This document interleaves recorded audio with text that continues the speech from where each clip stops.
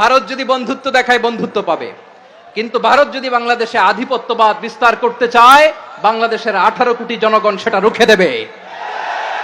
ভারত যদি গৌর গোবিন্দের ভূমিকায় নামতে চায়, দেশের 18 কোটি মুসলমান শাহজালালের ভূমিকায় নামবে। বলেন, আমাদের দেশে শান্তি আছে না নাই? আমরা হিন্দু মুসলিমে কখনো দাঙ্গা লাগে? আসতে বলেন, কেন লাগে? ওদের পূজা পার্বণে আমাদের মাদ্রাসার ছেলেরা যে পাহারা দেয়, চিল্লায় বলেন ঠিক কিনা?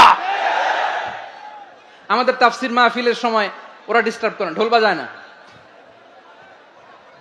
ওদের পূজা পার্বণের সময় আমাদের তাফসির মাহফিলের ডেট হলে আমরা চেঞ্জ করে দেই। সুবহানাল্লাহ, কি সাম্প্রদায়িক সম্প্রীতির রোল মডেল। আর ওই বাংলাদেশের ব্যাপারে তারা অনেক ডিস ইনফরমেশন ছড়াচ্ছিল। ভারতের অনেকগুলো গণমাধ্যম, আমি জেনারেলাইজ করব না, আমাদের প্রতিবেশী দেশের সব গণমাধ্যমকে আমি দোষ দিতে চাই না, অনেকগুলো গণমাধ্যম তারা ডিস ইনফরমেশন শেয়ার করেছে।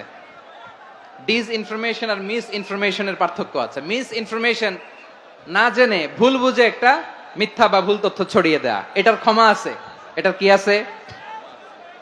আর ডিস ইনফরমেশন মানে ইচ্ছা করে, প্ল্যান করে, ম্যাপ করে, ছক এঁকে মিথ্যা, গুজব, রটনা সোশ্যাল মিডিয়ায় ছড়ানো, এটার ক্ষমা আছে? আওয়াজ করে বলেন, ক্ষমা আছে? ভারতের কিছু গণমাধ্যম তাই করেছে। আমরা ব্যথিত হয়েছি, আমাদের হৃদয়ে রক্তক্ষরণ হয়েছে।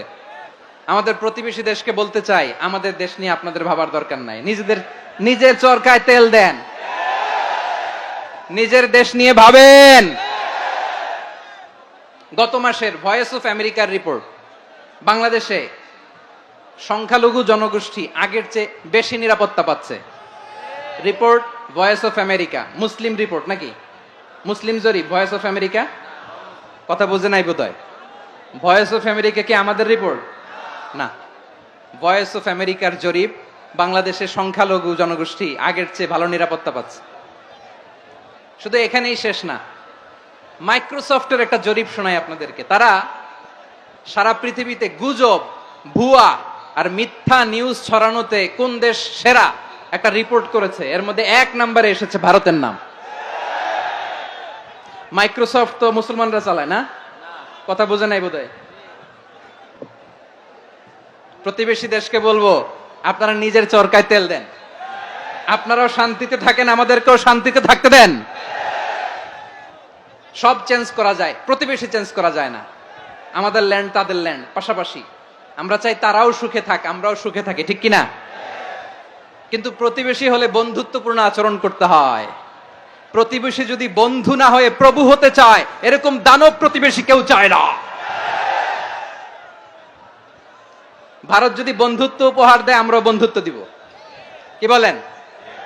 তারা যদি বন্ধু সুলভ আচরণ করে, আমরাও বন্ধুত্ব উপহার দেব। কারণ আমাদের পররাষ্ট্র নীতি হচ্ছে সবার সাথে বন্ধুত্ব, কারোর সাথে বৈরিতা নয়। আলহামদুলিল্লাহ বলেন, কত চমৎকার পলিসি আমাদের।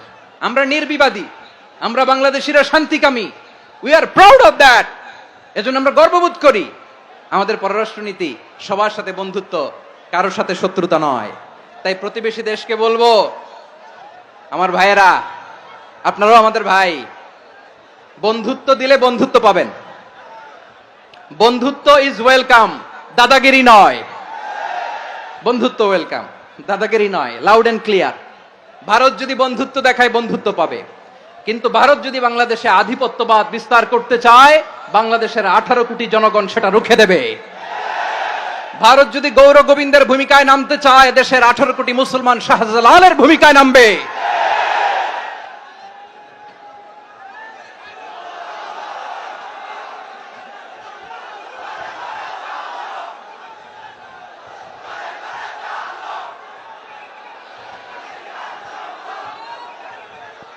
প্রিয় ভাইয়েরা, আমরা বন্ধুত্বে বিশ্বাসী, শত্রুতায় নই, ঠিক কিনা বলেন?